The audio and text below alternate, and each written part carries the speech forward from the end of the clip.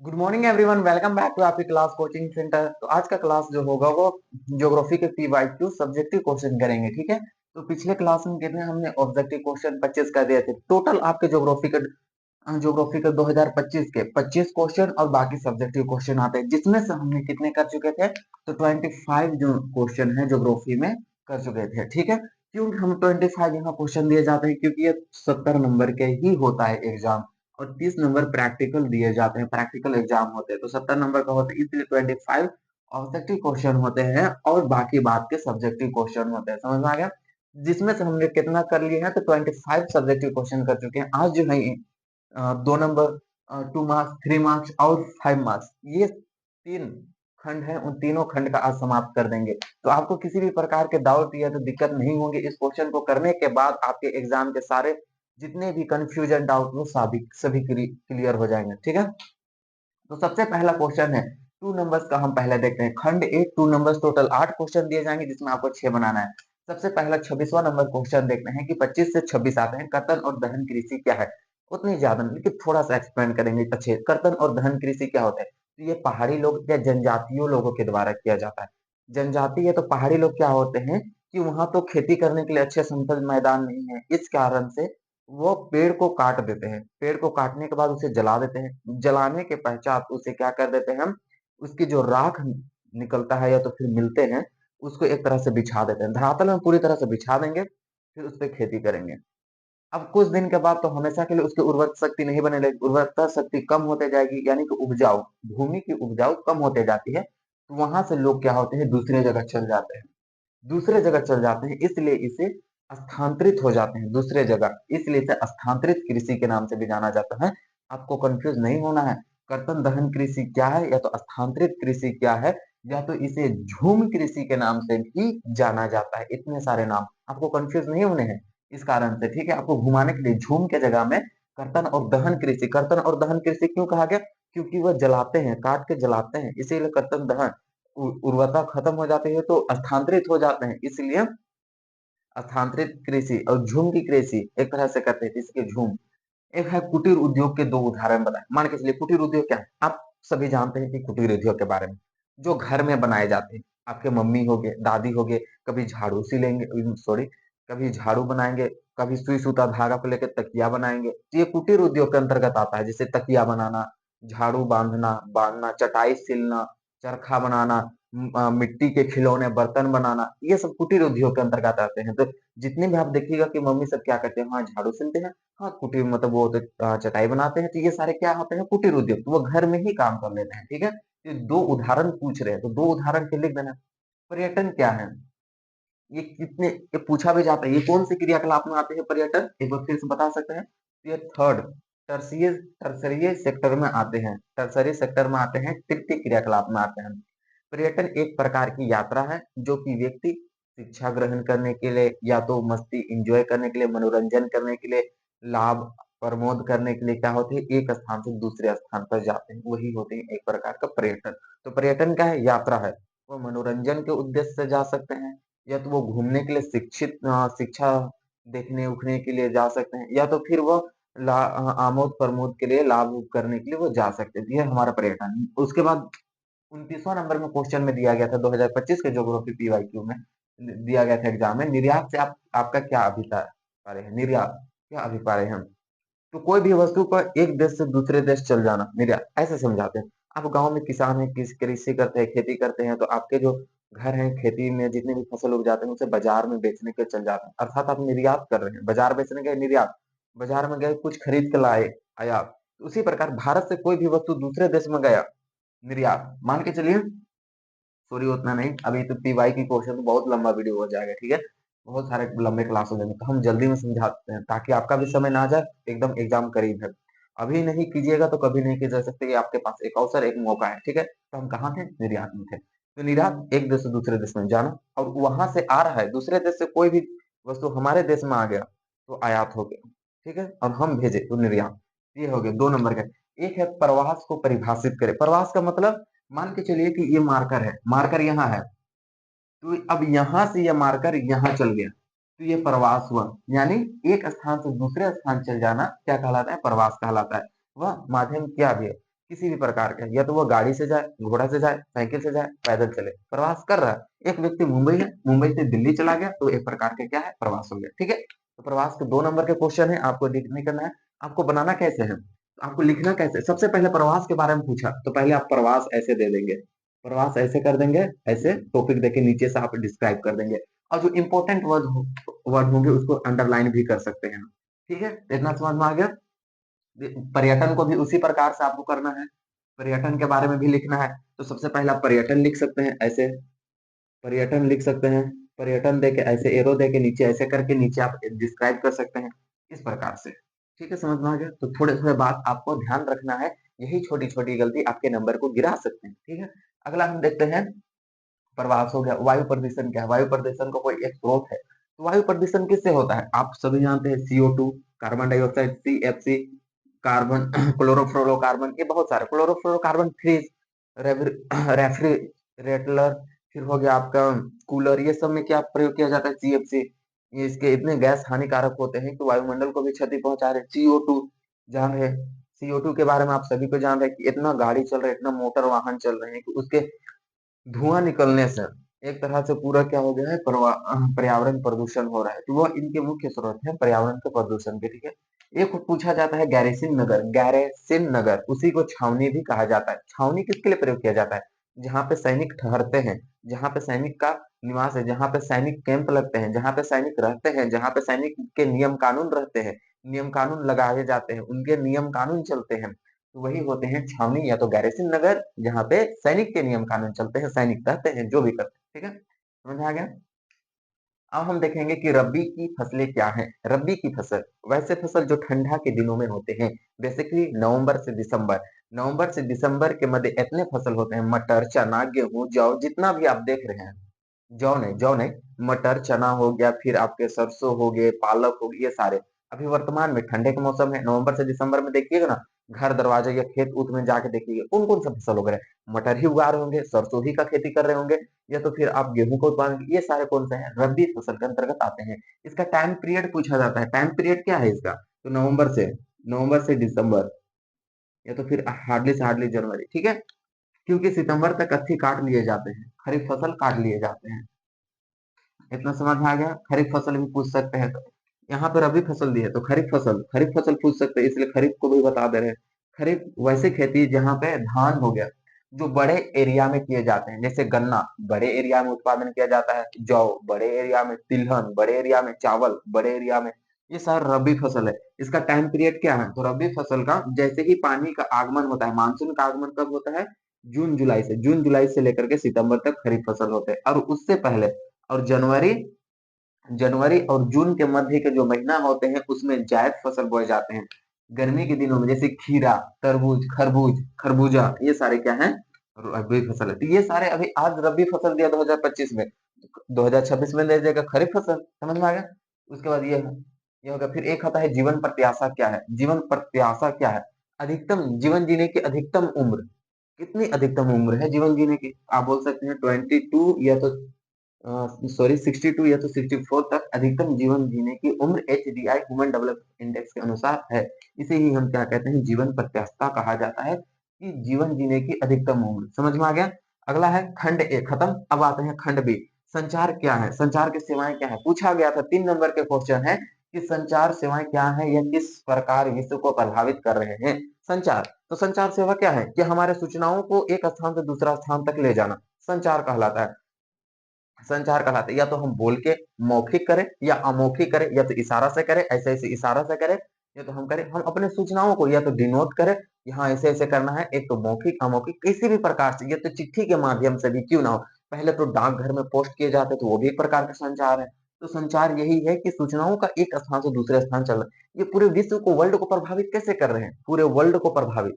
आज रसिया और यूक्रेन के मध्य युद्ध चल रहा है, पता कैसे चलता है आपको, टेलीविजन से, दूरभाष से, मोबाइल से, मीडिया से। तो ये क्या कर रहे हैं कि वे उनके माध्यम ही है जो पूरे विश्व को प्रभावित करने में सहायक हैं। तो संचार के सहायक संचार के माध्यम है, टेलीविजन, मीडिया हो गया, फिर आपके हो गए दूरभाष हो गया, ये माध्यम है संचार के, जो कि सहायक हैं विश्व को प्रभावित करने में। ठीक है, ये हमारा संचार व्यवस्था 3 नंबर पूछे गए थे।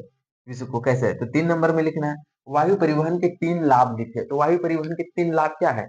कि वायु परिवहन का पहला लाभ तो है कि बहुत ही कम समय में हम किसी भी स्थान में पहुँच सकते हैं, किसी भी स्थान पे।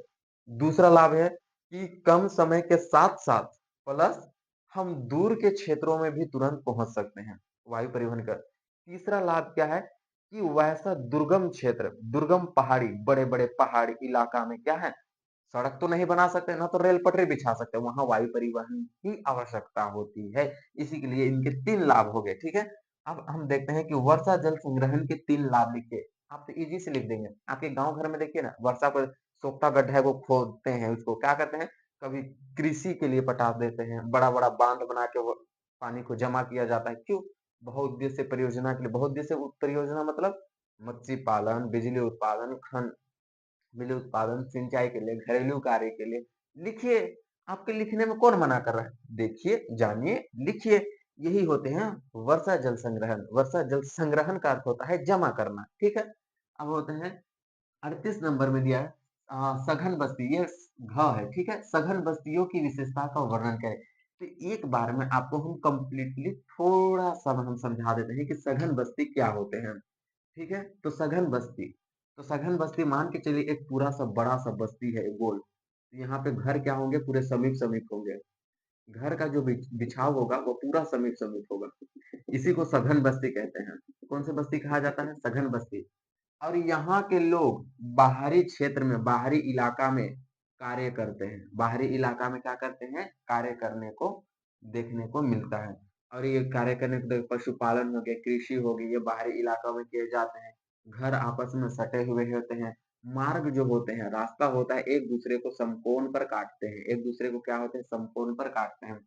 यही हो गया सघन बस्ती की विशेषता, जहाँ पे गंदगी काफी ज्यादा देखने को मिलते हैं, पानी के ज़्यादा देखने को मिलते हैं। यहाँ पे उदाहरण है, यदि आप इसको स्क्रीनशॉट ले सकते हैं। अगला है अंतिम 39 नंबर में तृतीयक आर्थिक क्रियाओं की विशेषताओं को उल्लेख करें। क्या? टर्शियरी क्षेत्र, तृतीयक क्रियाकलापों के क्या-क्या विशेषताएँ हो सकते हैं? तो आप बोल सकते हैं कि यह प्राथमिक क्षेत्र और द्वितीय क्षेत्र को मदद करता है, सहायक करता है। कैसे? प्राथमिक क्षेत्र हो गया कि हम फसल को उत्पादन किया। द्वितीय क्षेत्र हो गया उद्योगों में निर्माण करना। तो अब प्राथमिक क्षेत्र में फसल को उद्योगों तक ले जाने में हमें परिवहन की आवश्यकता है। तृतीय क्षेत्र में आ गए, तृतीय क्रियाकलाप में आ गए। हमें संचार की आवश्यकता, बात करने के संचार तृतीय क्रियाकलाप में आ गए। पर्यटन घूमने के लिए तृतीय क्रियाकलाप में आ गए। तो वैसा हर एक चीज, संचार, दूरभाष, बैंकिंग क्षेत्र, ये सारे चीज हमें पैसा के कार्य क्या होते हैं?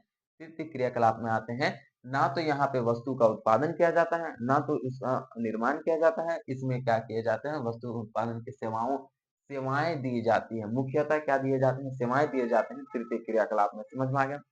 40वां नंबर है कि कार्यशील जनसंख्या की मुख्य विशेषता का वर्णन कीजिए। तो कार्यशील जनसंख्या याद और रखना है कि 11 जुलाई को जनसंख्या दिवस मनाए जाते हैं। एक क्वेश्चन में, ऑब्जेक्टिव क्वेश्चन में पूछ सकते हैं।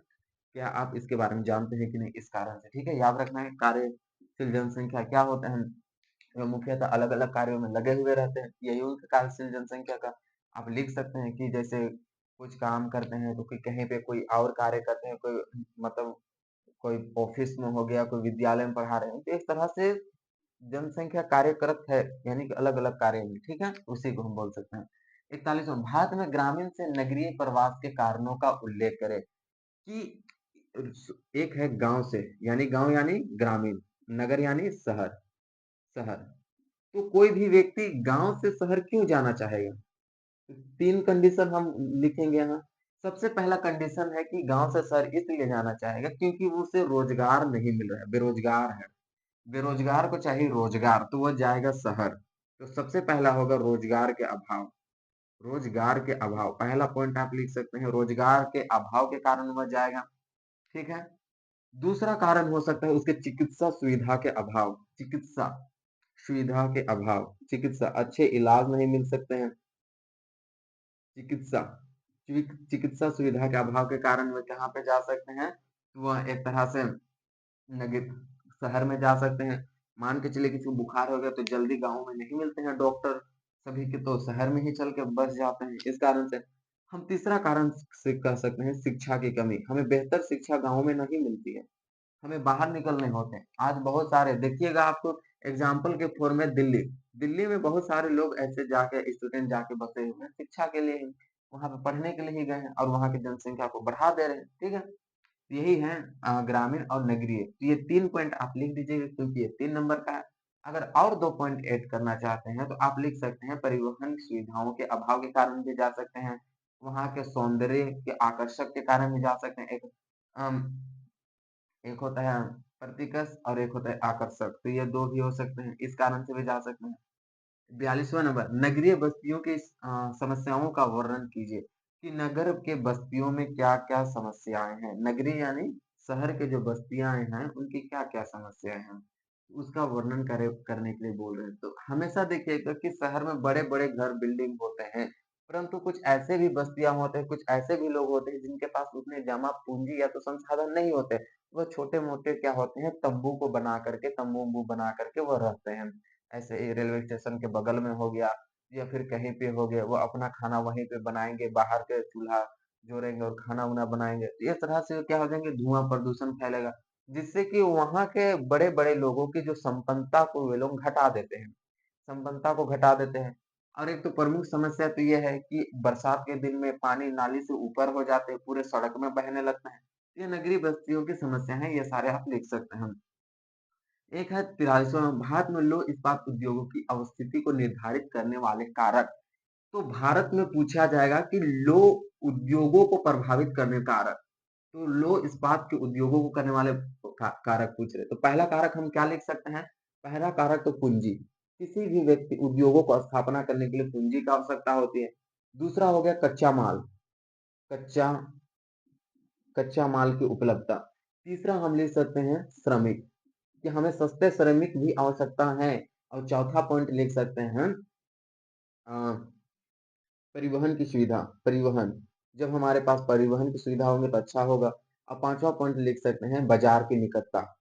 ये ऐसे कारक हैं इन्हीं सभी कारक को कोई भी उद्योगपति कौन जो पूंजीपति होगा तो पहले पूंजी होना चाहिए तो वो कहाँ पर उद्योग लगाना चाहेगा जहां पे कच्चा माल सामने मिले ताकि उसका बचत हो जहां पे श्रमिक अच्छे सस्ते मिले कुशल और सस्ते श्रमिक मिले वहां पे परिवहन की सुविधा अच्छी हो बाजार के निकटता हो ताकि उन्हें बेचने के लिए ज्यादा दूर ना जा सके इसी के लिए भारत में लौह इस्पात उद्योगों की अवस्थिति को निर्धारित करने वाले कारक ये सारे क्या हैं उनके कारक हैं, उद्योगों के कारक हैं। इसको नहीं भूलना है, ठीक है?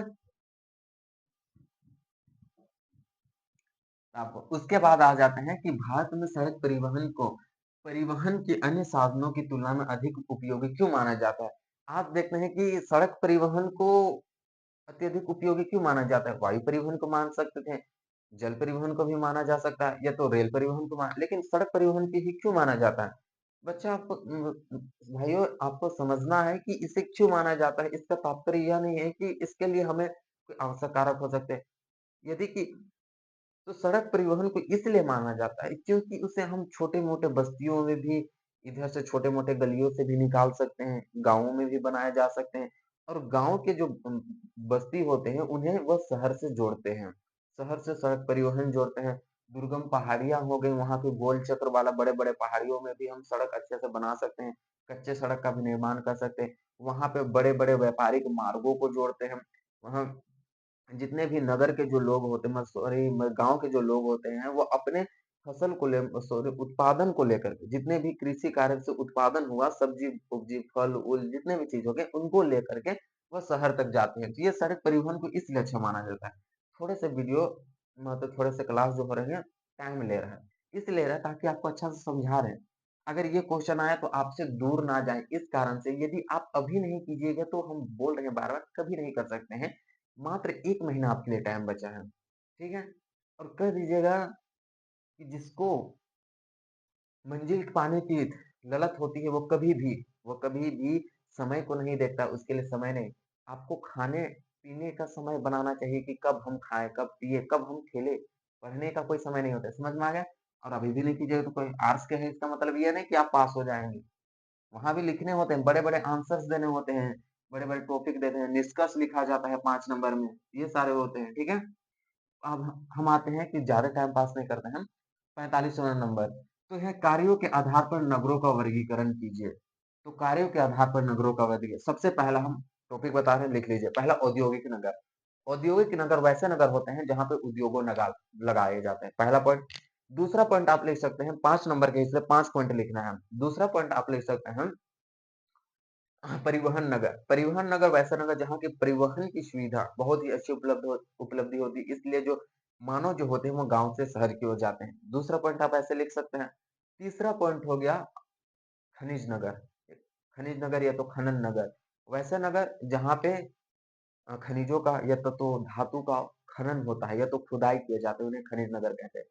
चौथा पॉइंट आप लिख सकते हैं, धार्मिक नगर। धार्मिक नगर वैसे नगर जहाँ पे धार्मिक क्रियाकलाप किए जाते हैं, जैसे कि मथुरा हो गया, बनारस हो गया, ये सारे प्रमुख धार्मिक नगर के अंतर्गत आ जाते हैं। तो ये सारे 4 पॉइंट हो गए। और एक पॉइंट बता सकते हैं इसमें, अब क्या लिख सकते हैं, वाणिज्य नगर या तो व्यापार नगर, जहाँ पे व्यापारिक क्रियाकलाप होते हैं, जैसे कि इधर बेचना उचना खाना पीना, ये होते हैं हमारे क्या, हम कार्य के आधार पर नगरों का वर्गीकरण इस प्रकार से हम कर सकते हैं। 46वां नंबर, भारत में चावल के उत्पादन के लिए अनुकूल भौगोलिक दशाओं का को लिखिए। वेरी वेरी इंपॉर्टेंट क्वेश्चन देता ही देता है कि चावल के फसल के उत्पादन करने के लिए क्या क्या भौगोलिक दशा है। आप गाँव से बिलोंग करते हैं तो आप समझ सकते हैं। सबसे पहले तापमान, तो पहला पॉइंट आप लिख सकते हैं तापमान। पहला पॉइंट ऐसे तापमान देके ऐसे करके हम ऐसे करके लिख सकते हैं, ऐसे करके, ठीक है। तो सबसे पहले हम बता सकते हैं कि तापमान या चावल के उत्पादन के लिए 20 से 21 या 27 डिग्री तक तापमान की आवश्यकता होती है, तभी चावल की खेती अच्छे से हो सकते हैं। दूसरा कारक हम लिख सकते हैं, तापमान हो गया। दूसरा कारक ले सकते हैं मिट्टी। मिट्टी उन्हीं क्षेत्रों में चावल की खेती की जा सकती है जहाँ पे डामेट मिट्टी पाए जाते हैं, डामेट और चिकनी मिट्टी पाई जाएगी। तीसरा कारण है मैदान, ढलानी मैदान, तो वैसा मैदान ढलानी क्षेत्रों में ही चावल की, ना तो पहाड़ एरिया में किया जा सकता है खेती। चावल का उत्पादन तो जहाँ पे ढलान हो क्षेत्र वहीं पे उत्पादन किए जा सकते हैं। ये हो गया, ये तीसरे कारण हो गया। उसके बाद हो गया श्रमिक। श्रमिक भी एक तरह से चावल की खेती करने के लिए, एक दिन रोपा रोपने के लिए तो भाई 4 5 6 7 8 9 10 श्रमिक की आवश्यकता होती है। रोपने के लिए भी एक पहला सबसे इम्पोर्टेंट वर्षा। वर्षा कितनी होनी चाहिए, 125 से 200 सेंटीमीटर की आवश्यकता होती है चावल के उत्पादन के लिए। समझ में आ गया, तो ये 5 पॉइंट आप लिख सकते हैं। और लास्ट में आपको निष्कर्ष नहीं लिखना भूलना है। निष्कर्ष का मतलब होता है कि आपको इससे क्या सीख मिली, आप इससे क्या समझे, वही निष्कर्ष में 2-3 लाइन लिख देना है लास्ट में। 5 पॉइंट और एक निष्कर्ष, आपको क्वेश्चन कहीं नहीं जाएंगे, ठीक है। अब आता है 46वां नंबर हो गया। 47वां नंबर, वायु प्रदूषण क्यों हो रहा है। मानव के द्वारा इतने प्रकार से रासायनिक क्रियाकलाप हो गया, भौतिक क्रियाकलाप हो गए, ये सारे कार्य किए जा रहे हैं। कहीं पे कार्बन डाइऑक्साइड, सीएफसी, इतना सारा प्रदूषित निकल रहा है जिससे कि पर्यावरण पूरी तरह से प्रदूषण हो रहा है। आज तो बात है, सड़क बनाने के लिए बहुत सारे पेड़ भी काटे गए। अब पेड़ भी काटे जा रहे हैं तो जिससे वायु प्रदूषण और बढ़ते जा रहे हैं। क्योंकि वायु प्रदूषण को रोकने के लिए हमें पेड़ लगाना बहुत आवश्यक है। क्यों, क्योंकि वे कार्बन डाइऑक्साइड को ऑब्जर्व करते हैं, ऑब्जर्व मतलब अवशोषित करते हैं पेड़, और वर्षा कराते हैं। तो पेड़ ही नहीं रहेंगे तो वायु प्रदूषण रुकेगा कैसे। और इसके प्रमुख स्रोत हो गए जल प्रदूषण, वायु प्रदूषण, ध्वनि प्रदूषण, भूमि प्रदूषण। भूमि प्रदूषण क्या होते हैं, उद्योग तो लगा दिए।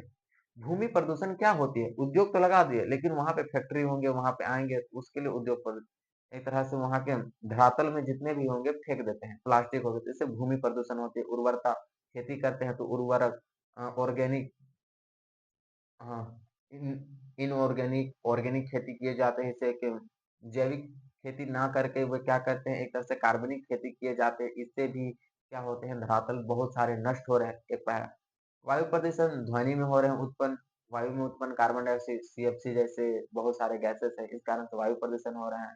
एक होता है जल प्रदूषण। आज उद्योग में जितने भी केमिकल चीज है, केमिकल H2SO4 सल्फ्यूरिक अम्ल सबसे ज्यादा उद्योग में प्रयोग किए जाते हैं। उसके जो गंदे पानी है नदी में फेंक देते हैं, बहा देते हैं। उसके साथ मछली भी मर जाते हैं, वो केमिकल जहरीला हो जाता है पानी, मछली भी मर जाते हैं। इस तरह से जल प्रदूषण हो रहा है। ये कारक आप लिख सकते हैं। और एक और ध्वनि प्रदूषण। ध्वनि में बहुत सारे धूल कण उत्पन्न हो रहे हैं जिससे ध्वनि भी एक तरह से प्रभावित हो रही है, तो ध्वनि प्रदूषण हो गया। ये 47 नंबर क्वेश्चन, इतने ही क्वेश्चन आपके 2025 के PYQ ज्योग्राफी में थे। इतना आपको समझ में हर एक टॉपिक के बारे में अच्छे से समझा दिए। वीडियो थोड़ा लॉन्ग है परंतु आपके लिए वे रामबाण साबित होगा। यह वीडियो आप नहीं देख पाए तो कभी नहीं, ठीक है। नेक्स्ट क्लास में हम फिर मिलते हैं 2024 के प्रीवियस क्वेश्चन पेपर के साथ। धन्यवाद, थैंक यू।